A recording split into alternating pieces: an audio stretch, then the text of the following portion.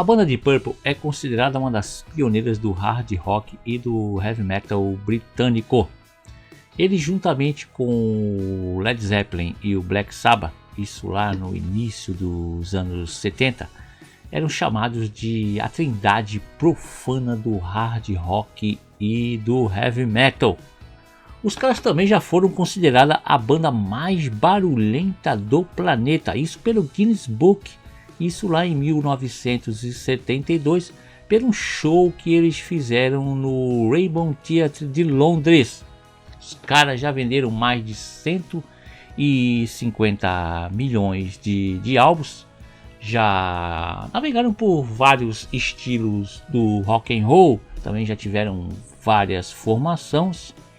A formação preferida dos fãs e a mais bem sucedida comercialmente é a formação da banda que viveu ali de 1969 até 1973. Depois disso a banda ainda continuou por mais alguns anos, sempre trocando de integrantes, até a separação definitiva em 1976. Depois disso, as gravadoras ficaram alimentando a vontade dos fãs de ouvirem Deep Purple, lançando várias coletâneas, isso de 77 até 1984, quando no dia 29 de outubro de 1984, a galera que curtia Deep Purple, a galera que curtia hard rock e heavy metal finalmente viu o magnífico, o mágico, o Perfect Stranger chegar nas lojas, e o Deep Purple estava junto de novo com esse magnífico álbum Perfect Stranger. Inclusive esse álbum aqui era do amigo meu, do Ed. Muito bom esse álbum. Eu comprei primeiro o The House Blowing Light, que é o álbum seguinte a esse, aí ele foi e comprou esse aqui. Ele acabou ficando comigo, beleza? É um encarte maravilhoso, cheio de fotos dos bastidores, de tudo que a gente vai contar.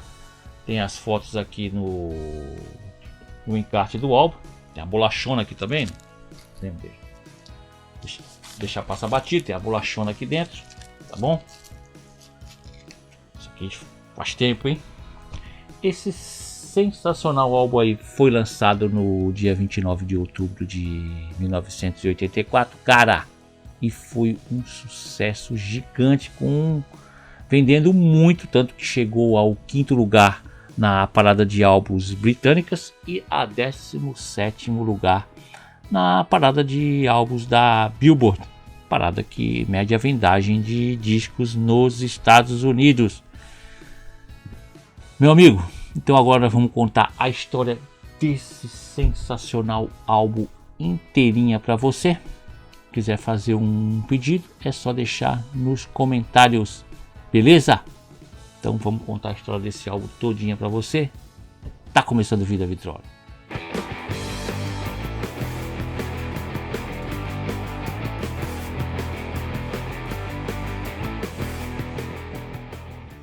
Após 1976, durante anos surgiram rumores da volta do Deep Purple com sua formação clássica, que tinha Ian Gillan nos vocais, Rich Blackmore na guitarra, Jon Lord no órgão e teclados, Roger Glover, baixo e sintetizador, e Ian Pace na bateria.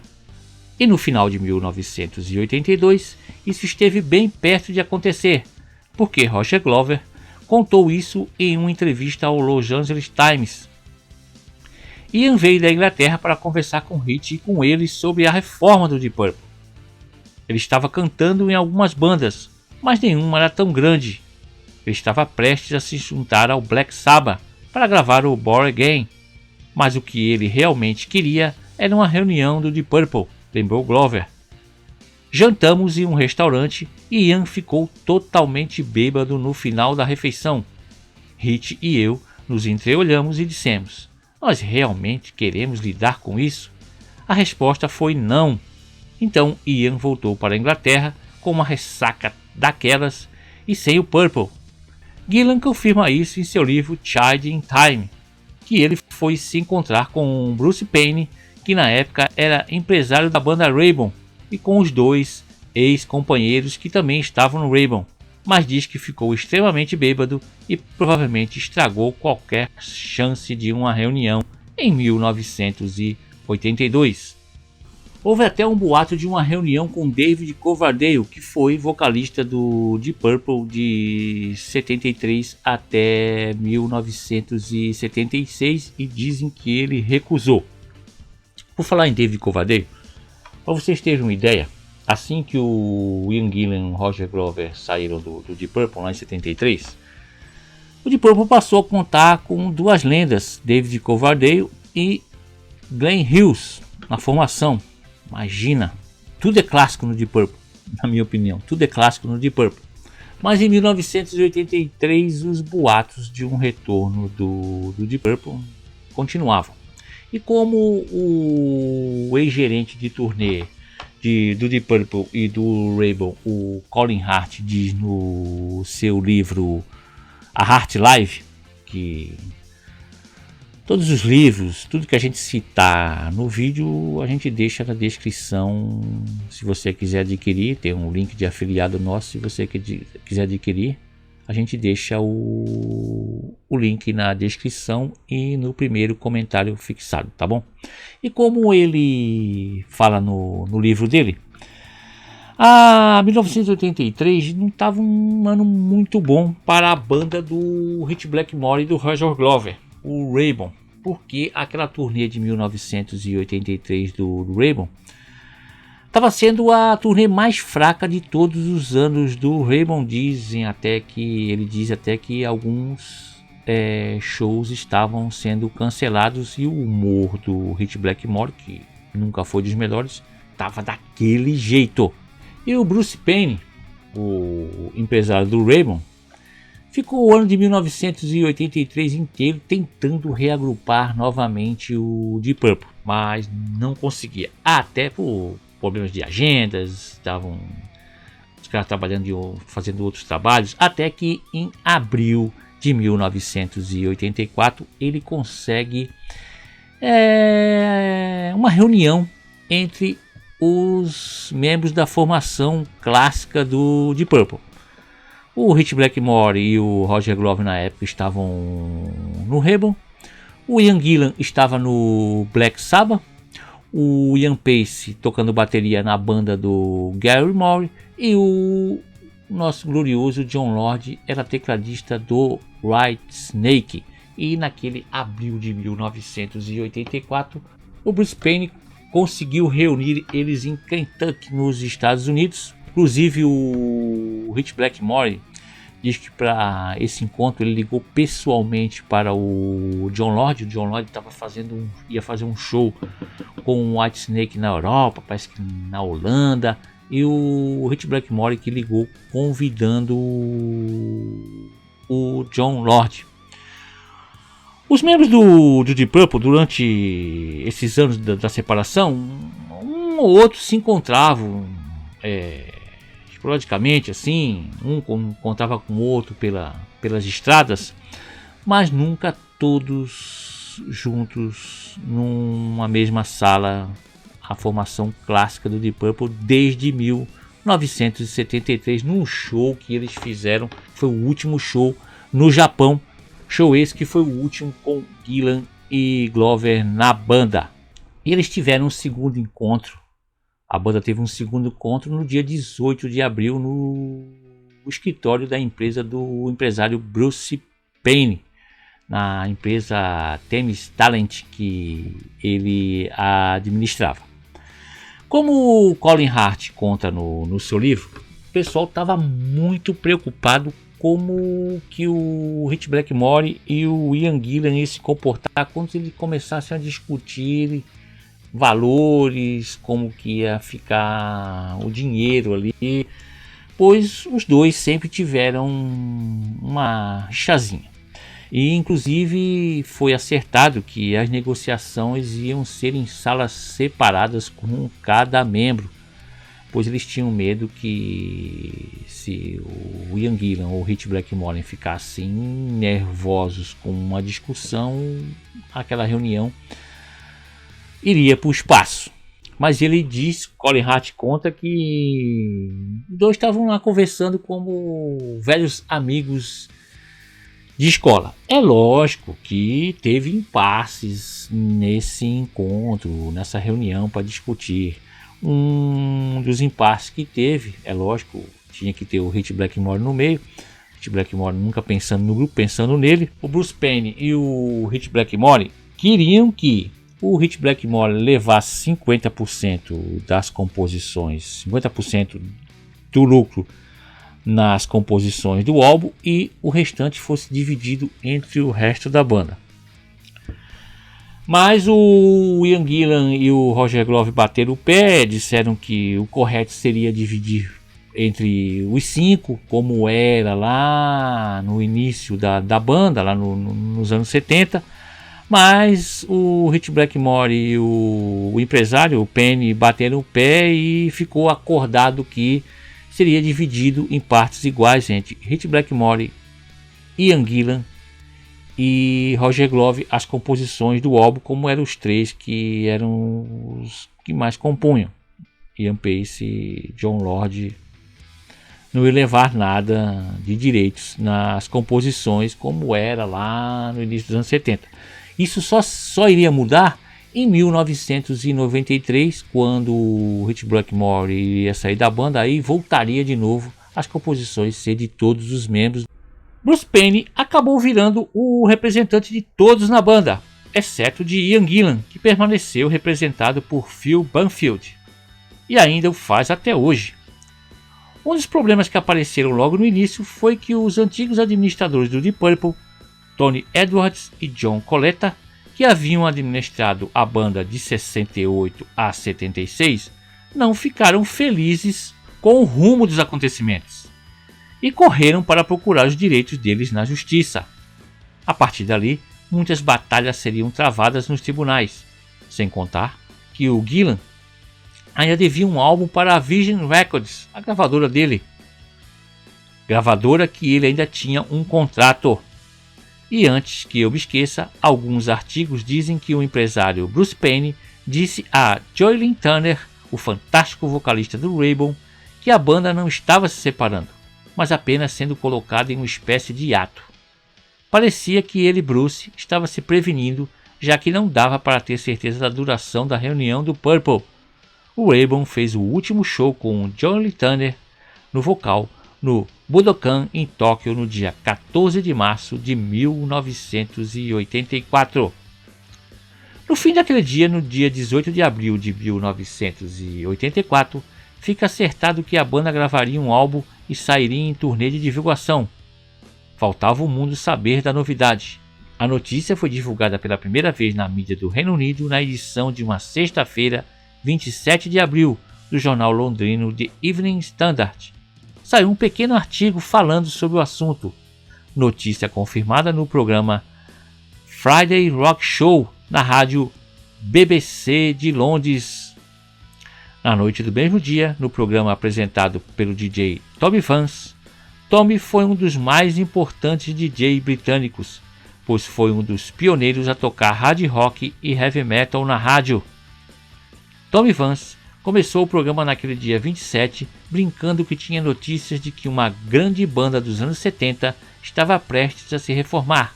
Ele disse: "Vou tocar 4 discos que apresentavam os membros dessa banda antes do grupo ser formado." O primeiro single foi um single solo de Rich, e ficou muito claro para todos o que estava acontecendo.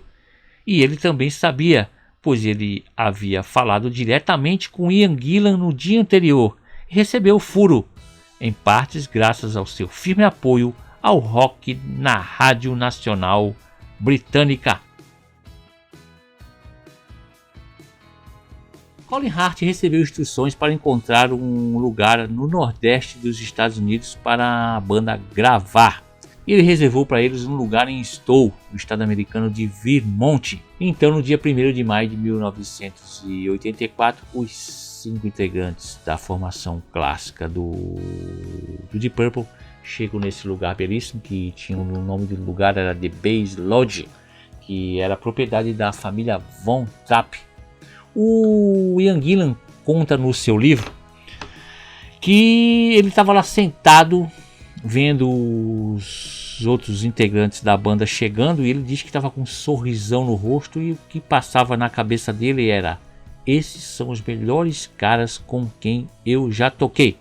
Ele também diz que quando eles começaram a rolar um som, a magia estava de volta e ele não conseguia tirar o sorriso do rosto. Esses primeiros dias foram também para a banda começar a se acostumar a tocar junto de novo. Ficaram muitos anos sem tocarem juntos. E eles começaram a trazer ideias para criarem novas músicas para o novo álbum que estava para vir. O mágico, sensacional Perfect Strange. Esqueci de falar. Aqui tem um selinho, aqui é um selinho mesmo, que a gravadora colou, que é o Destino juntou eles novamente. Bacana, hein? Bacana mesmo. Então dessas ideias começam a surgir muita coisa. O Blackmore, o Gillan disse que trouxe um caminhão de riffs para o próximo disco. Uma dessas ideias de Blackmore foi a maravilhosa Under the Gun, que é na mira de uma arma. O Blackmore diz que ficou muito satisfeito com o trabalho de guitarra dele nessa música. Realmente é ótimo.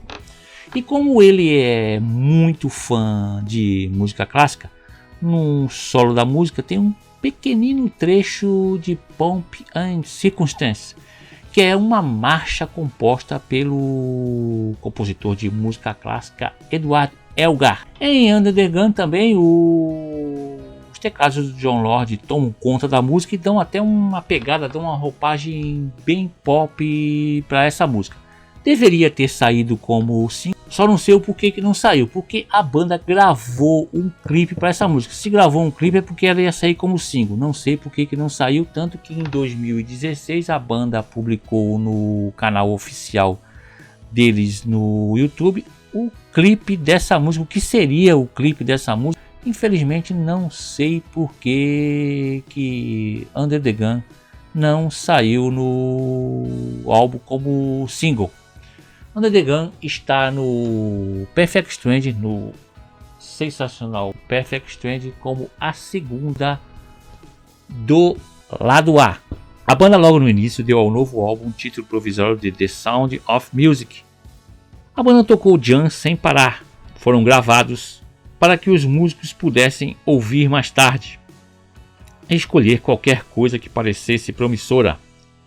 Eles tinham apenas um mês para preparar material suficiente para o seu primeiro álbum. Durante esse período de ensaio e composição, Bruce Payne gravou algumas imagens da banda em uma câmera de vídeo caseira, e essas imagens apareceriam em futuros vídeos promocionais.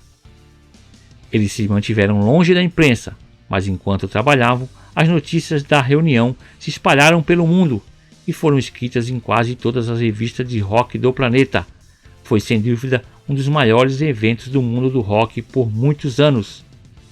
Depois de ficarem um mês de maio inteiro compondo e ensaiando, os caras fazem uma pausa no início de junho, e o planejado era gravar o álbum no mesmo local, no The Base Lodge, usando um estúdio móvel. No entanto, eles tiveram que pedir autorização para as autoridades locais de Vermont, que recusaram o pedido, possivelmente preocupadas com as ideias de Rich Blackmore de colocar alto-falantes ao redor do vale para tocar as músicas enquanto eram gravadas. Doideira! Com a recusa, a banda teve algumas semanas de descanso enquanto outro local era providenciado. Todas as 8 faixas criadas no álbum são de autoria de Glover, Gillan e Blackmore. A única exceção é Nobody's Home, que tem todos como autores. E uma das músicas que foram criadas ali na belíssima Stowe foi a sensacional, maravilhosa Knocking at Your Back Door, batendo na sua porta dos fundos.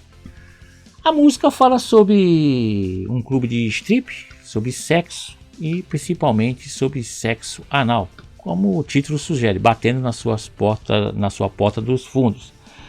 Gente, a música tocou pra cacete nas rádios do mundo inteiro, principalmente nas rádios rock, e foi o segundo single do álbum.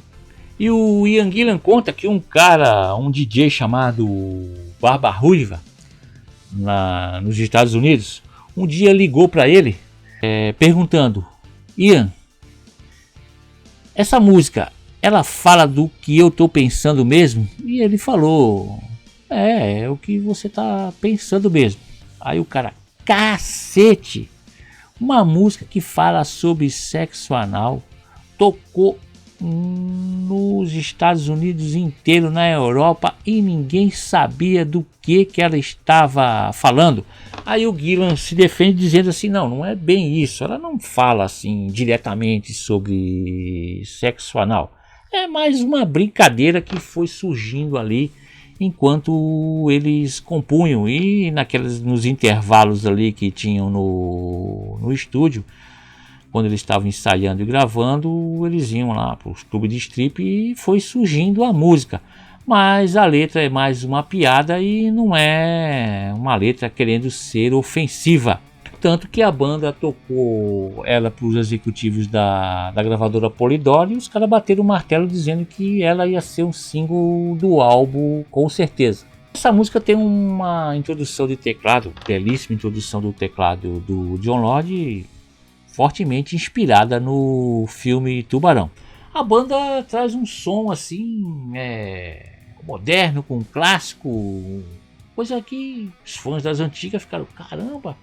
Pois o próprio Jon Lord diz que os fãs queriam que a gente fizesse um álbum 1974. Mas, gente, nós estamos em 1984.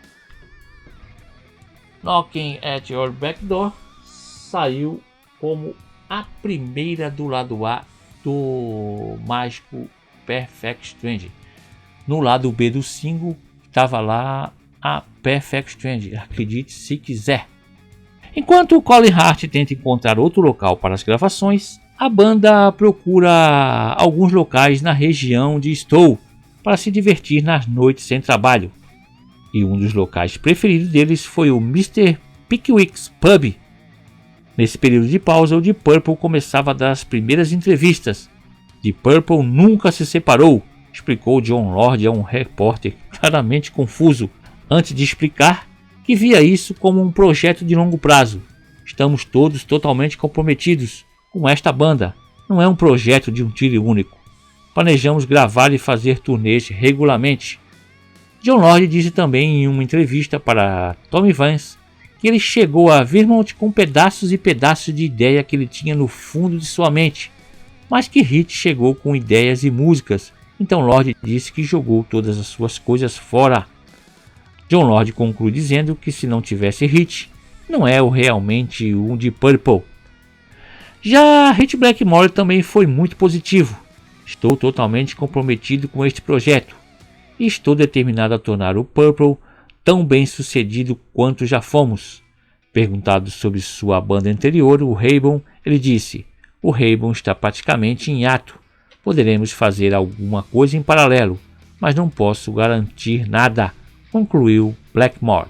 Logo, um local onde eles poderiam gravar foi encontrado, e no dia 6 de julho de 1984 eles se mudam ali perto da onde eles estavam ensaiando em Stowe mesmo, para um lugar chamado Horizons, lugar belíssimo, e com todos os equipamentos montados eles alugam um estúdio móvel, um estúdio franco-canadense chamado de Lemobu Studios, que está em atividade até os dias de hoje. É um caminhão mesmo, que até os dias de hoje já gravou diversos clássicos como Peter Gabriel, Roger Waters, Gwen Stefani, Sting.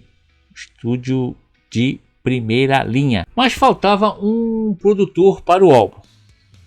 desde o início das conversas eles cogitaram vários nomes, mas não chegaram ao nome de produtor. Lá, quando no início dos anos 70, era a banda inteira que produzia.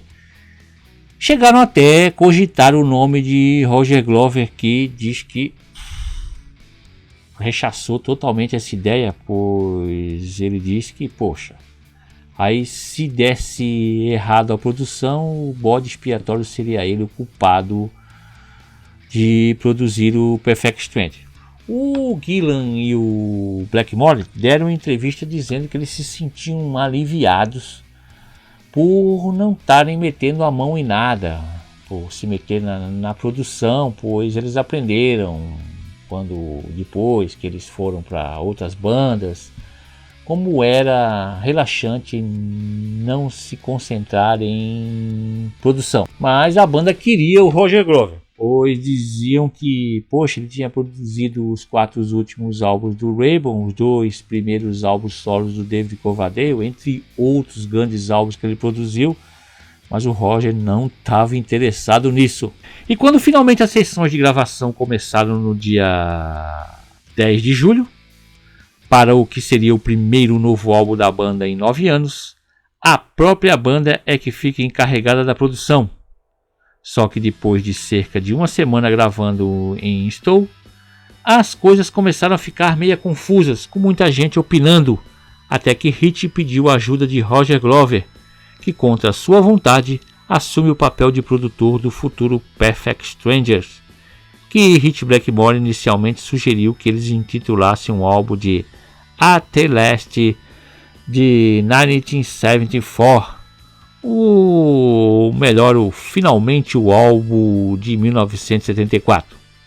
Assim que surgem as primeiras notícias que a banda estava reunida e gravando, os promotores de festivais já estavam disputando para ver quem seria o primeiro a colocar a banda em um festival na Grã-Bretanha. Foi amplamente divulgado que o grupo seria a atração principal do festival Reading em agosto, até que foi decidido que a capacidade era muito pequena e os promotores organizaram um festival separado em um outro local, o Milton Keynes Ball, que era o favorito. As histórias finalmente foram esmagadas por um comunicado oficial do empresário da banda, o Bruce Payne, que disse que o grupo não tocaria em lugar nenhum ao ar livre no futuro imediato. Em julho, também foi lançado o álbum solo de Roger Glover, o The Mask, que chegou às lojas do Reino Unido no início do mês. Havia um temor que a empolgação com a reforma do Deep Purple iria ofuscá-lo. A música Perfect Strange é o grande hit desse álbum, Perfeitos Estranhos, que tem uma introdução matadora e um riff que gruda na cabeça quando você ouve. Até hoje é uma das mais comemoradas quando toca nos shows pelos fãs. Perfect Strange, Perfeitos Estranhos, é letra do Ian Gillan, que em entrevista para a Song Facts contou mais ou menos o significado da letra da música. Ele disse que estavam eles lá naquele porão em Vermont, estava um dia frio, assim que tinham chegado, estavam eles todos em volta de uma lareira, tomando alguma cerveja, e já estavam alguns minutos ali e ninguém falava nada. Ele considerava que eles eram perfeitos estranhos. Eu, dando aquela pesquisada legal também, descobri que a música fala sobre reencarnação. É uma conversa de si mesmo da sua vida passada com o seu eu no presente. Mas esse eu, você do passado e o eu do presente tem que ficar perfeitos estranhos e nunca se encontrarem. O Roger Glover diz que essa é a música mais gostosa, a melhor música que ele já produziu, que ele tocou. É a música preferida dele. Hit Blackmore também diz que é a música preferida dele tocando no Deep Purple. Perfect Strange saiu como a terceirona desse classicaço aqui. Não, terceirona não, pelo amor de Deus, me desculpa. Ela é a primeira do lado A do Perfect Stranger. As sessões de gravação do novo álbum finalmente terminam no dia 26 de agosto de 1984, ali em Stowe. Eles voam para Hamburgo, na Alemanha, para fazer a mixagem do álbum, gravar mais alguma coisa de guitarra, uns back vocals, colocar mais alguns vocais. E eles chegam ali no primeiro dia de setembro de 84, no Tennessee Tom Studio em Hamburgo, tudo produzido por Roger Glover, que a princípio tinha se recusado, mas depois aceitou a tarefa. Foi ali na Alemanha que eles definiram o nome do disco, Perfect Stranger. Eles definiram o nome do disco. E também foi já lá na Alemanha que finalmente eles assinam o contrato com a gravadora Polydor, que passou a ser a gravadora da banda. E também começaram a fazer uma sessão de fotos que estaria para promoção. Também essa foto aqui da contracapa também foi tirada lá em setembro de 84, também nessa sessão de fotos da Alemanha. Eles aproveitaram, ninguém entendeu direito por que isso, eles foram para um pequeno bar ali na Alemanha, em Hamburgo, e tocaram algumas músicas. Tem até no encarte do disco. No encarte do disco tem uma foto dessa apresentação deles nesse bar na Alemanha. Que inclusive no clipe da Perfect Stranger, que tem todas aquelas filmagens que o Bruce Payne fez deles lá nas casas onde eles ensaiaram, gravaram, e tem essa pequena apresentação nessa pequena boate ali em Hamburgo. No início de outubro, Deep Purple começou os ensaios para a primeira turnê. Pode parecer difícil de acreditar agora, mas eles escolheram fazer isso em um antigo salão comunitário no St. Peter House, na cidade de Bedford, e ficaram ali por 15 dias, reaprendendo muito dos antigos clássicos. Também deram muitas entrevistas, inclusive para várias estações de rádio, e jogaram uma partida de futebol beneficente em Merseyside, na Inglaterra. Tudo fazia parte da campanha promocional da Polydor. No fim de outubro, a banda retorna para os Estados Unidos, para no dia 29 de outubro fazerem o lançamento oficial e participarem da coletiva de imprensa internacional, isso em Nova York. O lançamento original em CD e cassete continha, além das 8 faixas, Not Responsible. O relançamento do CD em 1999 continha Son of Alaric, uma composição solo de Blackmore que foi lançada como lado B do single Perfect Stranger. Nobody's Home, como já dissemos, é a única faixa acreditada a todos os 5 membros da banda. Nobody's Home saiu apenas como um single promocional lançado em 1985 e saiu no álbum como a terceira do lado A. Ian Paice disse que esperava que eles pudessem injetar um pouco mais de pensamentos e classes no rock and roll. Descreveu o que estava acontecendo com o pop em meados dos anos 80 como um desfile de moda. Paice ainda disse que a formação do Mark II era a única com a qual ele teria se reunido novamente. As datas iniciais da turnê também foram definidas. Eles decidiram começar na Austrália e Nova Zelândia, com o primeiro show em Perth no dia 27 de novembro de 84. A divulgação do disco foi gigante na época, com grandes cartazes em todas as cidades do Reino Unido e muita publicidade na mídia, e mesmo o álbum tendo uma recepção mista da crítica, com alguns elogiando e outros rebaixando o lançamento. Algumas críticas fizeram o mágico Rich Blackmore se pronunciar. Colocamos o Deep Purple de volta na estrada basicamente apenas para irritar a imprensa. Eles têm que ter algo para se queixarem. Essa é realmente a nossa prioridade número 1, perturbar os críticos. Mas o público adorou, nem ligou para as opiniões, e rapidamente o Perfect Stranger alcançou o 5º lugar nas paradas do Reino Unido e o 17º nos Estados Unidos.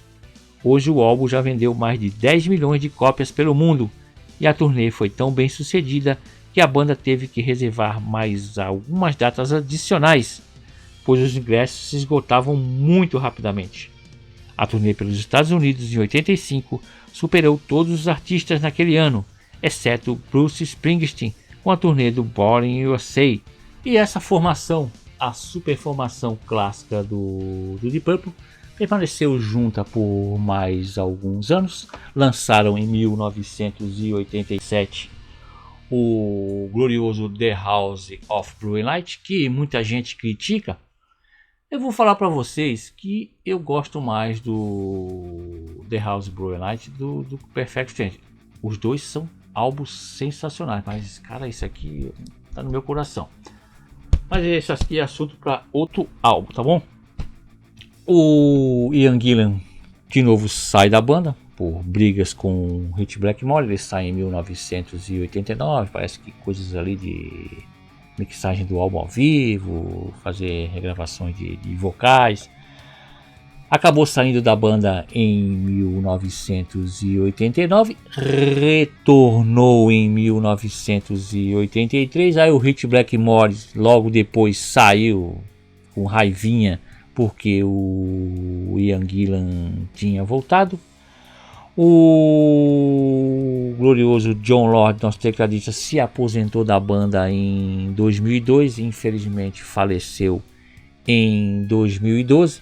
E hoje o Deep Purple, além de ter o Gillan, o Glover e o Pace, tem o fantástico guitarrista Steve Morse, que tocou ali com o Kansas no final dos anos 80 e está no Deep Purple desde 1994. E o fantástico, glorioso Don Airey, tecladista mágico, que foi tecladista do Rainbow, depois tocou nos álbuns do Ozzy Osbourne, tocou no Whitesnake. O cara tocou numa infinidade de grandes bandas. Tudo bem? Meus amigos, chegamos ao final da história desse grandioso álbum que é o Perfect Stranger. Espero que vocês tenham gostado. Já está inscrito no canal, espero que você já esteja. Se quiser pedir a história, os bastidores de algum álbum que você gosta, é só deixar no comentário do vídeo. Eu conto com o maior prazer, tá bom? Beleza? Voltamos daqui mais uns dias com o próximo álbum para vocês.